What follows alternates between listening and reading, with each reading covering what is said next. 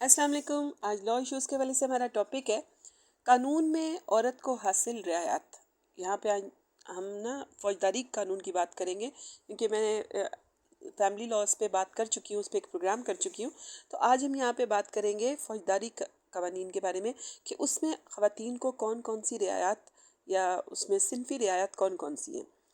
ہمارا مذہب عورت کے احترام کا درس دیتا ہے. ہمارے نبی پاک صلی اللہ علیہ وسلم کی تعلیمات کا ایک بنیادی عنصر عورتوں کا احترام ہے. اس کے علاوہ عورتوں کو محض عورت ہونے کی وجہ سے بھی ہمارا ملکی قانون رعایت عطا کرتا ہے. ویسے تو ہمارے دین اسلام کے قانون کے مطابق عورت ہو یا مرد، دونوں کی سزا ایک جیسی ہوتی ہے. جیسے چوری کی سزا ہاتھ کاٹنا ہے، چاہے وہ مرد ہو یا عورت. مگر بعض معاملات میں استثناء موجود ہے، یعنی ایکسیپشن ہے.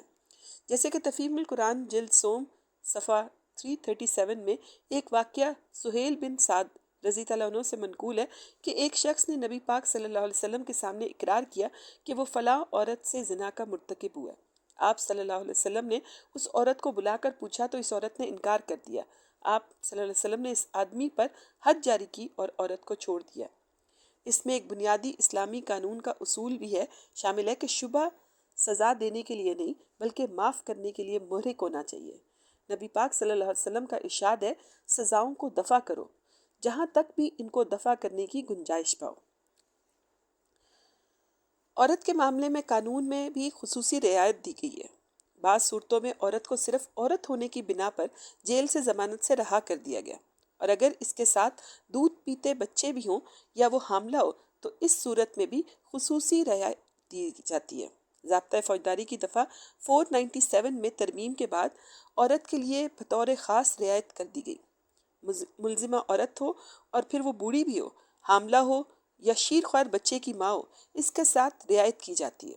مگر بعض معاملات ایسے ہوتے ہیں جہاں عدالت اپنا عدالتی ذہن یعنی جوڈیشل مائنڈ اپلائی کرتے ہوئے اس معاملے کی تہہ تک پہنچ جاتی ہے کہ بعض مافیا کے لوگ جو جرائم کے لیے عورتوں کو استعمال کرتے ہیں، کیونکہ ان کو پتہ ہوتا ہے کہ قانون عورتوں کے ساتھ رعایتی سلوک کرتا ہے. جیسا کہ اس مقدمے میں ہوا جس میں ملزمہ سے کچی چرس 4 کلو گرام برآمد ہوئی. جیل میں اس کے پاس دودھ پیتا بچہ بھی تھا، جس کی بنیاد پر اس نے ضمانت کرانی چاہی تو عدالت نے اپنے فیصلے میں قرار دیا یہ ایک سنگین جرم ہے اور کسی ایک فرد کے خلاف نہیں بلکہ پورے معاشرے کے خلاف ہے. قانونی رعایت حاصل کرنے کے لیے لوگ عورتوں، حاملہ عورتوں اور خاص کر دودھ پلانے والی عورتوں سے جرم کرواتے ہیں. ملزمہ کسی رعایت کی حقدار نہیں، ضمانت نامنظور کر دی گئی. یہ 2013 میں کیس رپورٹ ہوا تھا PLJ میں.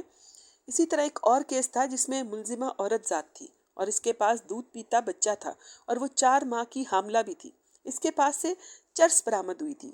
منشیات مافیا نوجوان مرد و عورتوں اور شیر خوار بچوں اور ان کی ماؤں کو اس گھناؤنے جرم میں ملوث کرتے ہیں تاکہ ان کی کم عمری کی بنا پر یا عورت ذات اور شیر خوار بچہ ہونے کی بنا پر ان کی ضمانت ہو جائے. ملزمہ کے خلاف شواہد موجود تھے کہ اس نے جرم کیا، مگر پھر بھی عدالت نے اس کی ضمانت منظور کر لی.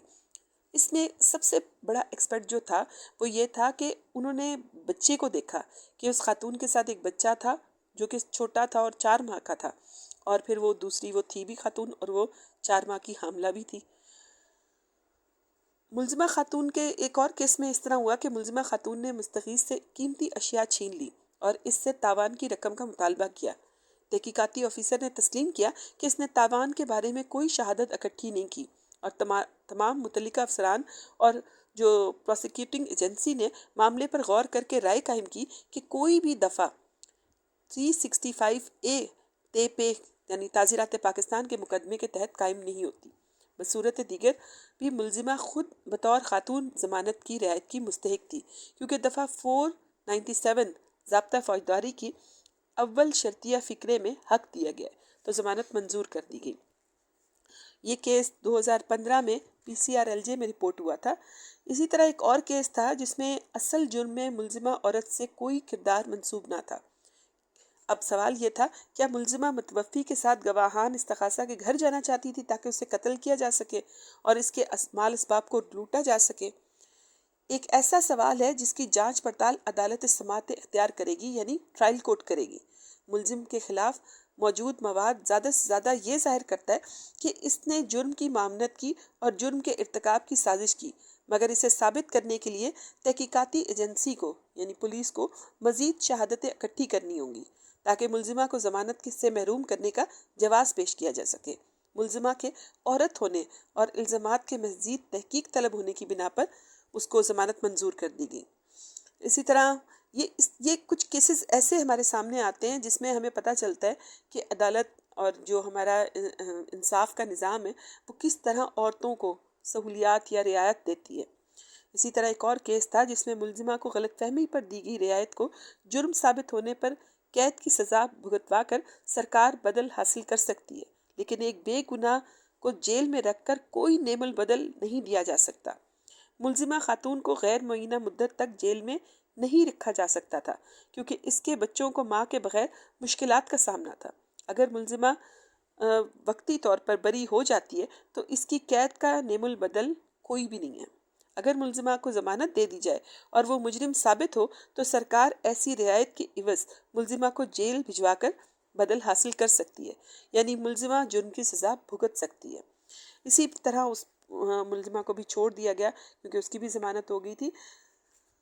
یہ بہت سارے ایسی کیسز ہیں جو اس میں نے ڈسکس کیے ہیں، جس میں سے یہ پتہ چلتا ہے کہ اگر ایک خاتون ہے اور اس سے اوپر الزام لگتا ہے کوئی ہے تو عدالت اس کے ساتھ نرمی کا معاملہ کرتی ہے اور اس کے ساتھ وہ سلوک نہیں ہوتا جو عام دوسرے صنف کے ساتھ ہوتا ہے، کیونکہ اس کو یہ دیکھا جاتا ہے کہ وہ خاتون ہے۔ تو قانون میں بہت زیادہ سہولیات ہیں خواتین کے لیے، بہت زیادہ ہیں، لیکن اس کا ناجائز استعمال کرنے والوں پر قانون سخت گرفت کرتی ہے کیونکہ عدالت اپنا بھی جوڈیشل مائنڈ اپلائی کرتی ہے۔ جزاک اللہ خیرہ۔